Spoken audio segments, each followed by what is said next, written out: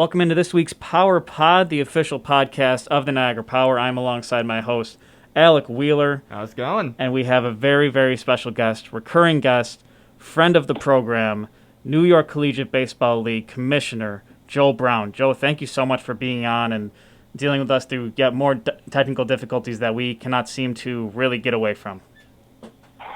That's quite all right. Let's make this happen. All right, sounds good. Thanks for having me. Yeah, not a problem. Well, thank you again for coming on. First things first, I do want to talk about our bet. Friendly wager. We went over this last time. What, do you think I was calling you to be on the podcast after the Bills and Patriots game by coincidence? I honestly forgot it until you just all right. Do you need a reminder? If Cam could have just held on to the ball, your dreams were shattered. So for those who are first-time listeners or had not been listeners, the first time Joe was on, Friendly Wager was Joe is a Patriots fan. I am a desperate, despairing Bills fan. Disgruntled Bills fan. Joe and I had made a bet. The winner, whoever's team won on Sunday, between the Bills and the Patriots, the loser had to throw out the first pitch at a Niagara Power baseball game wearing the opposing team's jersey. There you go. The Bills had won. I'm not going to gloat because I'm not really a big gloater. I just wanted to bring it up, give you a little reminder, and we'll be looking forward to having you at a Niagara Power game this summer. Here's one thing that I was thinking that kind of works to your advantage in this scenario is like it's like kind of like a not a win-win, but had the Patriots won. And I'm assuming that you would have given me like a Tom Brady jersey or something to really stick it to me. I'm having trouble finding a Bills jersey that really sticks it to you because of your utter dominance over the Bills the last 20 years. Well, I actually was going to consider giving you who's your kicker that went wide right often. Oh, that's a good one. Scott Norwood. There you go. Yeah. There you go. Oh my! And what you could do is you get a custom-made one. I've seen where it says Norwood on the back, and then the numbers are a little bit to the right, underneath. I've seen that by I just want to ask you a question. How nervous were you as the Patriots were driving, and Cam breaks that run, and he's down to the 11 with two timeouts in 37 seconds? Your season is flashing in front of you. Nervous for the bet or nervous in general? Because for the bet. I'll be honest, I forgot about it too until Alec texted me after the game and said, "Hey, your Bills almost choked there," and I was like, "Oh, that's right." Thanks, Alex. Way to put me under the bus. Yeah, well, thank you for reminding me. But yeah, I don't know how I felt. I don't know because I kind of I was nervous but I was optimistic because I felt like the Bills could hold them to a field goal and then. Because it won by, who was it, 20? I think it was 24-21. 24-21, right? So I was confident that, like, okay, even though they're driving, hopefully you can still hold them to a field goal and then just see what happens in overtime.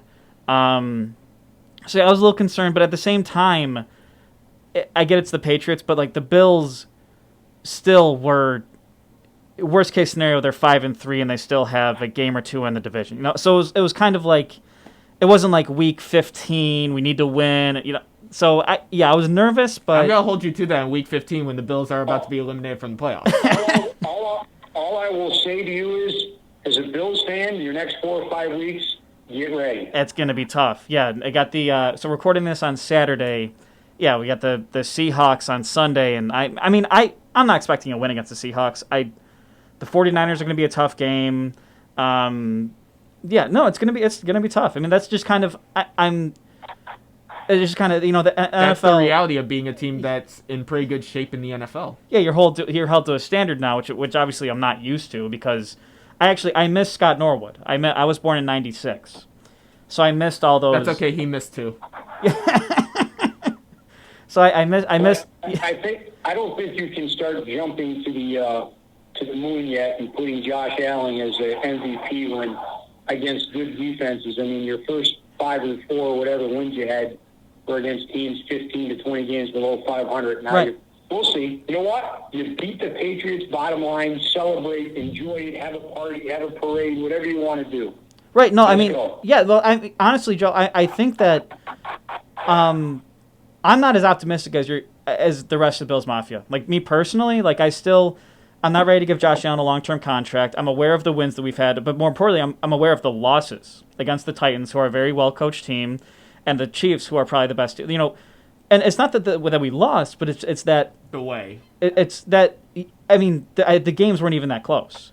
So yeah, I'm worried about, yeah, sure, we're going to make the playoffs this year, but if it's another first round exit, then I'd say the season is, I don't want to say failure, but it's certainly not happy with it. So yeah, no, I completely agree. I think that I'm not nearly as optimistic on the Bills as rest of Bills Mafia. So yeah, Let's roll. yeah, I'm keeping it in Enough of check. this. Okay, enough. You've already had your chance to let's roll here. Let's get off the Patriots. All right, sounds good. All right, so I did want to talk about the NYCBL season and going forward in 2021. I'm sure even since the 2020 season was canceled, there have been meetings about the 2021 season. What can you tell us right now? I saw on Facebook that there was a major announcement coming on Monday. I will give you my word. We will not release this till Monday if we can know what the announcement is. Good try. Does it have to do? Will there be a season? Can you confirm that? You can't really confirm I anything right now. I can neither confirm or deny. I'll tell you this much: it's not about whether the season be played or not. I think that's we're all wishful thinking. We're all planning accordingly. The schedule's in progress right now. Okay. There may be a change or two. This is more about just a thing we're doing with the league and to benefit the players in the league. So it's just a positive. It's not earth-shattering or breaking. I think our marketing person, Dave Maloney's pretty clever, and I'm sure you guys know, the strategies you can use to engage people, and he's using it pretty effectively, because I've had no less than 15 or 20 calls, everybody, nervous, or what's going on, what's happening. And it's nothing in regards to the season. It's more so about something we might partner with for the benefit of our athletes. Oh, okay, great. All right, awesome. Hey, benefit of the athletes is always important in a league like the NYCBL. Yeah, that's great. Has there been any talks of like any sort of bubble or any sort of like extended measures to make sure that players are maybe a little more hunkered down than normal? No, we haven't had those discussions yet. One thing we did do over the winter, we've had a variety of franchise calls, executive committee calls. We had to do the new season, everything from the budget to selecting new officers. And then people had to get their submissions in for contests and dates and identify. And I'm currently been working with that, through that. It's challenging, but we've made some decisions in regards to how the schedule will play. We will be staying within conference to minimize all your contests will be within your division. Okay. We won't, so that is for a couple of reasons. Number one, to cut down on cost and travel, although I know Niagara is faced with, it doesn't matter what you guys do because of the location. Right. But it still should hopefully help, and you won't have to take any long trips across. So we've done that from a financial standpoint. At the same time, we've maintained, playing the number of games we want, which would be a 40-game schedule. You have 6 teams in each division. Each division, you have 5 opponents, so you'll play them each 8 times for 40 games. And then the teams will also be allowed within their division to double up with their furthest partner if they'd like to minimize, cost. Two parts to the schedule concept was, number one, minimize cost and help organizations, for whatever they might have lost last year. And the other is to minimize travel for the student athletes and shorten it up. So I think we've done that. It's being worked on now. We did also bring on a medical advisor in our group, an orthopedist out of Syracuse that now serves with the NYCBL in a voluntary basis, which has been awesome because it gave us some advice during the time when we were trying to make decisions, which was obviously the unknown as it was regardless of who we brought on. But that's a good person to have as a sounding board going forward. Okay. So what will the playoff format be like? Will anything change with that? With obviously this weird season, or how many teams will make it from each division? That's a good question. We haven't changed much in that regard. I believe we still have the top 4 in each division are going to make it, 4 out of 6. And then it's the same concept as we had last time, also minimizing travel, so we're not going to go 1-1-1. When we get to the championship series within the divisional, it could be that. So I think the bottom line in all of this is we just got to work with each other to make it be the best possible experience with 2 things in mind. Number one, obviously, regardless, depending upon where we are come, June, that we're making sure we do everything from a health and safety standpoint. I know we've all heard that, but that's important, and make everyone comfortable with this. But number 2 is to minimize costs for people. So I guess this kind of brings up a interesting concept too. Obviously, you've had extensive experience coaching and managing baseball. Whoever does make it to the championship will be facing a team that they had not seen all season. What types of challenges do you think that's going to bring for Stu Peterson and the Niagara Power when that time does come? I think that's exciting. I know that Major League Baseball brought in an interleague play years ago, so you may or may not face that team, and they're in the regular season. But it's no different than in college when people get to play in regionals and World Series. You may never have seen those teams before, and that's some sense of excitement. I mean, I do understand, like a lot of people in the East Division love coming to Niagara because they make a day out of it. And that was discussed when we were discussing, certainly teams are allowed to do exhibition contests. So if you want to go up, if an organization wants to go up the night before and enjoy Niagara in that area, that's their prerogative. So from a league standpoint, it was about a few fundamental concepts we wanted to keep in play, which I think we've done. And honestly, it's the franchises decided that. I just make recommendations. You got anything? I was gonna say that sounds like more incentive. Everyone go to Niagara. I didn't hear that. Sorry. More incentive for everybody to go to Niagara. Which obviously players. Yeah, make a day out of it. Yeah, I guess I didn't realize that people made that much of a day out of Niagara.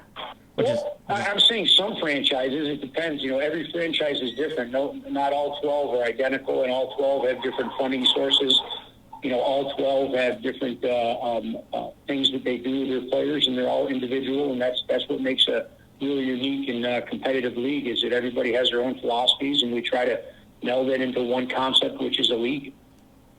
So obviously, taking into account the schedule and budget, saving teams on their budget and helping teams with their budget, recoup some losses that they made last year, restricting travel a lot.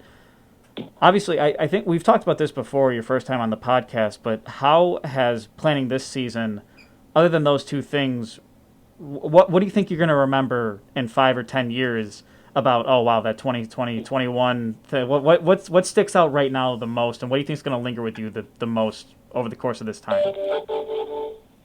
I think the biggest thing is just the unknown. I mean, since last March, all of us have dealt in unknowns.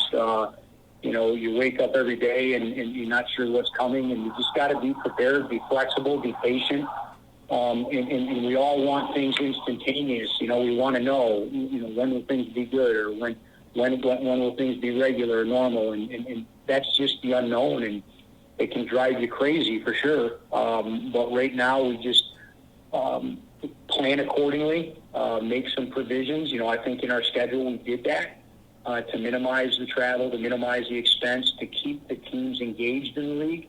I think if we were, elaborate and had people traveling all over the place, maybe a couple franchises say, hey, I'm not sure if we can do this. So we try to do what was best for all 12 franchises, understanding that it's not perfect for all 12 franchises.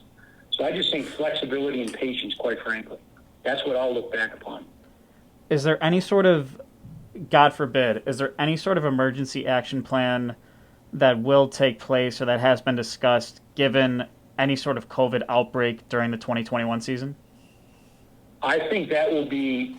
I think that's something that will be addressed maybe the first of the year, or maybe January, February, 5 or 6 months before the season. We have not done that. We have started conceptually with the idea, and that's a very good point, having an action plan and having procedures in place for sure.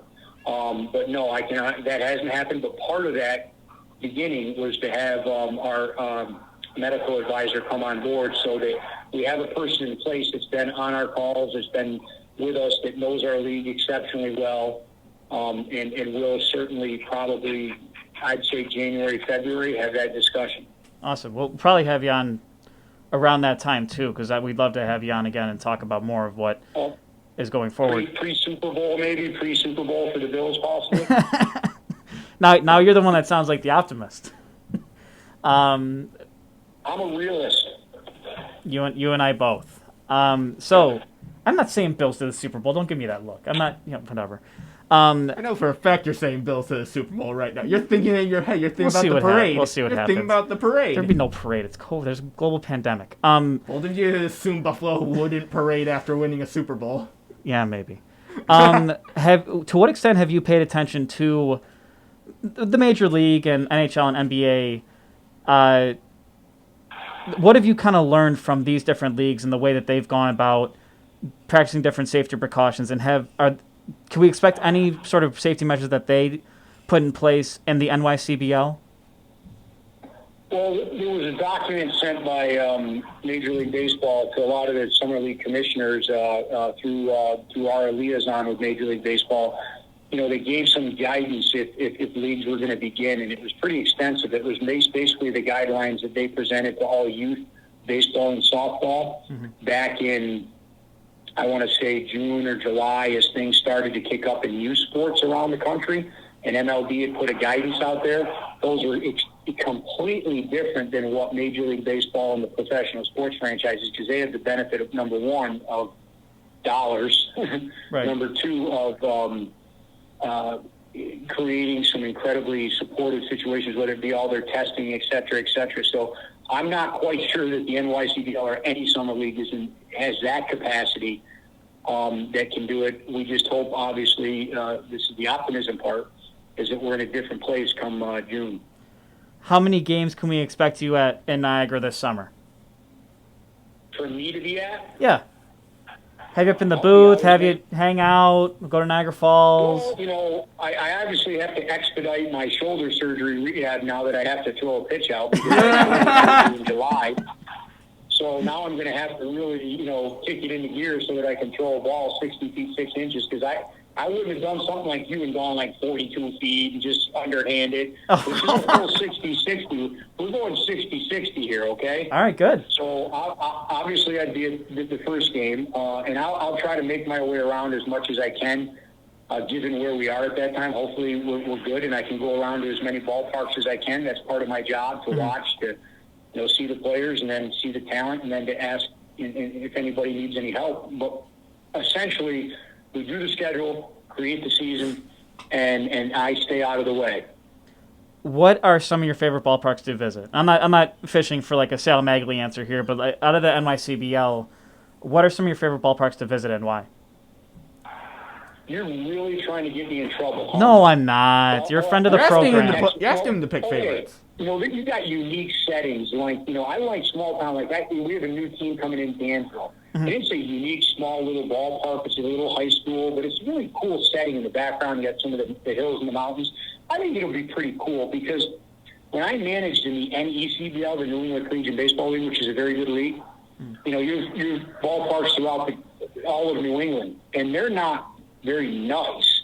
They're just unique. Like you go to Laconia, New Hampshire, and you got a green monster in left field, and it's a bandbox. You go to North Adams, and it's just an old ballpark. You go to Cardines Field in Newport, Rhode Island. If you ever look that up, I mean, there's 5 feet between the third base line and the bleachers on the left. I mean, there's no room. If you're rounding third, you could run into the wall. Right. The bullpen is on one side. The dugouts are right next to each other. So in the NYCBL, I'd say Olean is pretty cool. You have, that setting up there, football stadium. Cornell is always, because I managed in this league many years ago, that ballpark, is always pretty cool. Obviously, going up to Niagara and the Eastern Division, Onondaga Community College is a college facility, beautiful facility for the two Syracuse teams. Cheryl, everyone complains about going to Cheryl as a bandbox, and, we hit balls out the right field. And I'm like, well, you can hit them too. Right. I mean, everyone says, everyone gets mad as they go, we lost because they hit home runs. I said, well, you're allowed to hit them too. Right. It doesn't, when the game starts, not like only Cheryl can hit home runs. So I think that Cheryl's a pretty cool park. The Cortland Crushers, Dutchess, which is a newer turf complex. I think we've got some really unique fields. Right. Mansfield is a college facility. With the Rochester team back, we'll go back to Basket Road in Webster. So I basically avoided telling you my favorite one, but I think we have some unique ballparks. No, that's a good. I would say my favorite part about going to a ballpark is the outfield setting, which is why I'm sure that you're someone who frequents MLB ballparks or has whenever he can. That's why I think, other than, obviously, the Indians are my team, but PNC, because when you look out past the outfield, you have the Roberto Clemente Bridge, and you have kind of the city landscape. I think that's kind of unique in baseball, is that it's not just the field that plays into the setting. It's not just the stadium that plays into the setting of a ball game. You want to see some amazing views. I have had many players that I've coached that have played out in out in Montana and Utah. Oh, no kidding. And if you look at the ballpark in, I think it's Orland, Utah, and looking out center field, there's some amazing views. A lot of these small town parks that are, beautiful. Built within the landscaping. I thought you were going to say, I did do a little kind of running thing last year where I was getting the best hamburger, where I was getting the best cheeseburger. That was 2 years ago. Right. So we might start some commissioner awards for the best concessions in the NYCBL. Well, we will have. I did just have a Zoom call with the Power staff, and there's another James Walters who's head of concessions. Seems like he has a pretty good head on his shoulders. So we're definitely going to try and He did some work with us the first year. He did a really good job. Yeah, he did a really good job. So, you're more than welcome. And maybe one of our sponsors is Anchor Bar. I don't know if you've tried those wings before, but we'll get you order those wings. I think maybe today I think the Bills and Patriots play each other again. Yeah, they do.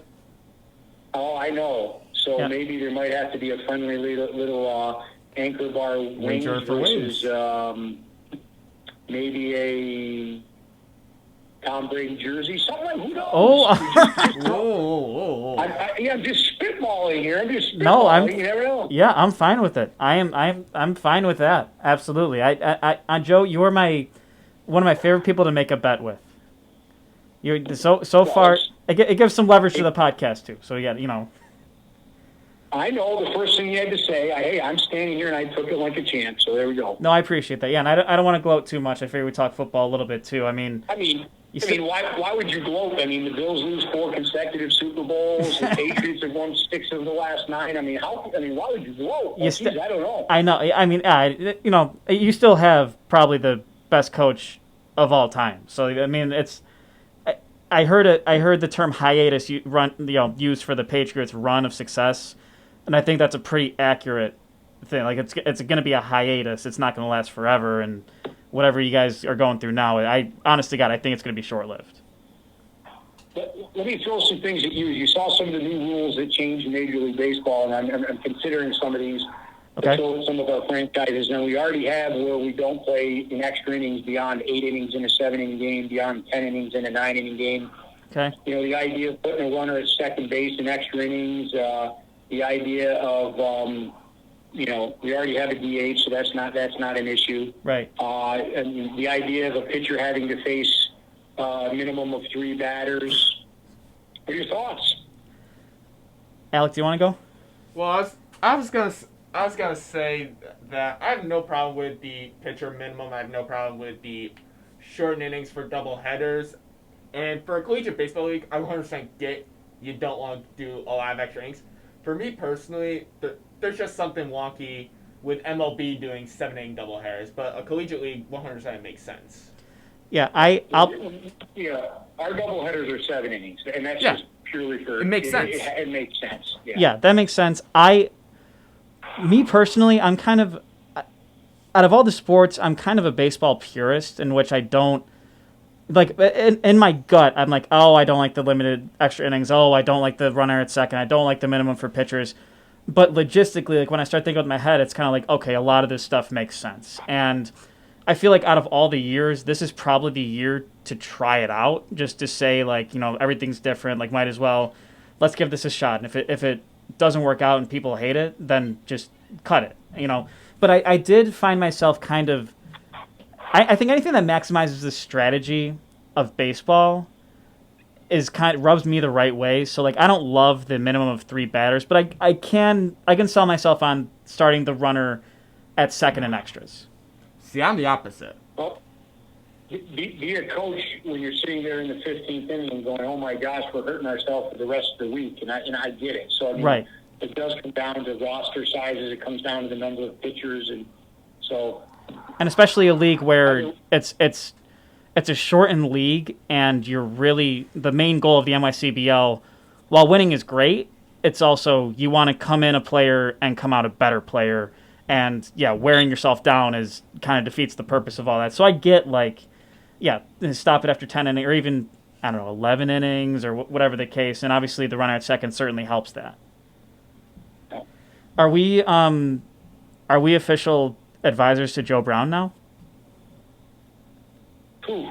Me and Alec. We got Adam Purdy under contract. We got Adam Purdy. We're Adam Purdy's unofficial official agents. Listen, we'll keep it off the record. We don't have to. We can just it's not gonna be us and whoever watches this video. Yeah. We can. Off the record, yeah. Oh, yeah. No.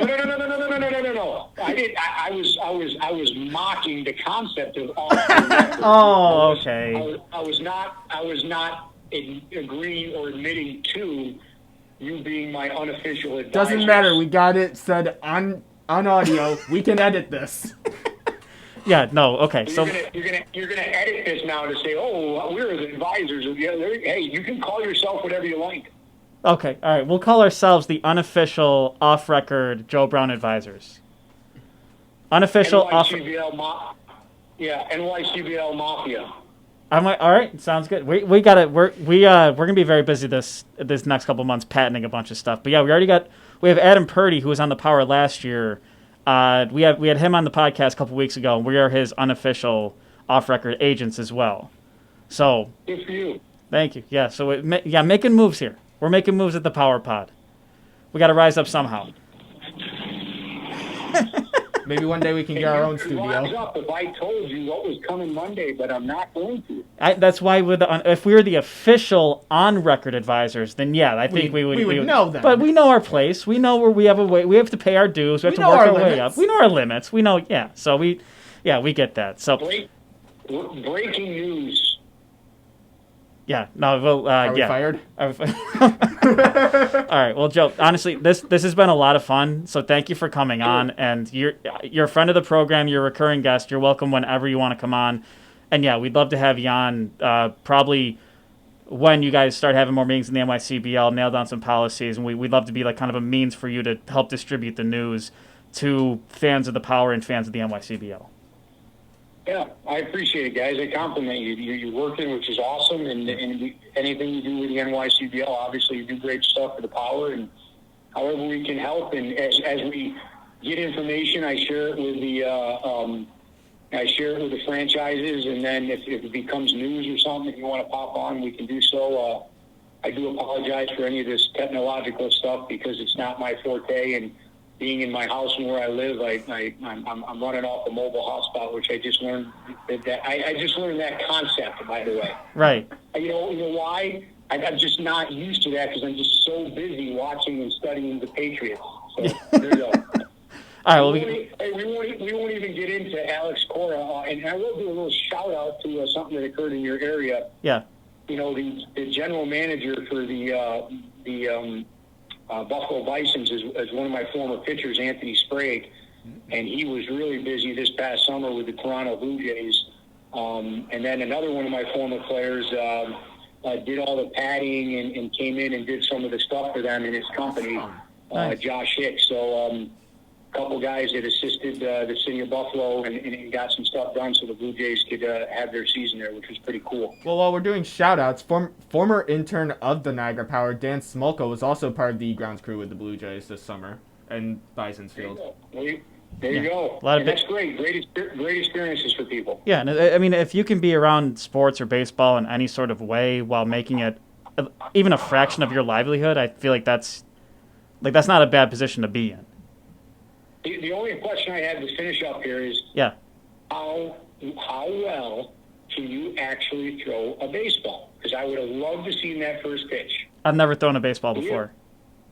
Oh, I'm totally kidding. I'm totally kidding. I'm totally kidding. Yeah, no, I played baseball my whole life. I actually every time, every time. 60 feet 6 inches. You go 60 feet 6 inches. I can throw 121 feet because I was usually playing catcher. I was usually behind the dish throwing gunning guys out at second. I did some pitching. Yeah, I couldn't pitch though. I had the yips. Okay, Yadier Molina. Okay, good talking with you. But yeah, no, I mean, I feel here's my official prediction is I think the Patriots and Bills are going to split a home and home. So whether the second bet is to throw out a first pitch, whether it's the loser takes the winner out for wings at the Anchor Bar, I'm sure you'll see me. I'll help warm you up if you want before you do throw out the first pitch. So, yeah, you have to be the one catching it. I'm going to throw out the first pitch because I lost that with you. That's done. Yeah. The second one is if by chance the Patriots beat them on that particular night, you have to provide me with a dozen Anchor wings. All right. Simple. Sounds good. Works. All right. Works for me. Okay? All right. Yeah. All right. Sounds good. Thanks, Joe. All set? Yeah, we should be all set. Thanks. Thanks. Take care. Yep, you too. And that was this episode of the Power Pod. I'd say that went pretty well. How about you, James? I'd say so too. Joe Brown is a valued guest and I'd say friend of the program now. Oh yeah, that was awesome. Yeah, he's great. We always love when we get to talk to people. I always like people too, and we really haven't had a guest this year that's been on where it's kind of like a boring interview, like an average interview. There's always something. But Joe Brown is definitely not an average interview. He's definitely he's above average. He definitely brings a little something to each interview. Like he's always has a way. He's anything but cookie cutter, and as a content creator for the Power, he always makes our jobs much easier. Mm-hmm. So we love having Joe Brown on. Joe, thank you again for coming on, and definitely looking forward. Not just because of the bet, but I do look forward to seeing him and actually meeting him face to face. And having baseball. So for this week's episode of the Power Pod, thank you everybody for joining. Thank you everybody for tuning in with us every week. Catch us again in 2 weeks from today. It'll be November 21st. We're probably going to have another guest on. Everybody's busy. Everybody's crazy now, so everybody's trying to. We'll be right around Thanksgiving. So we can't make game, but we'll hopefully have another guest on. Tune in next week in 2 weeks for another episode of the Power Pod.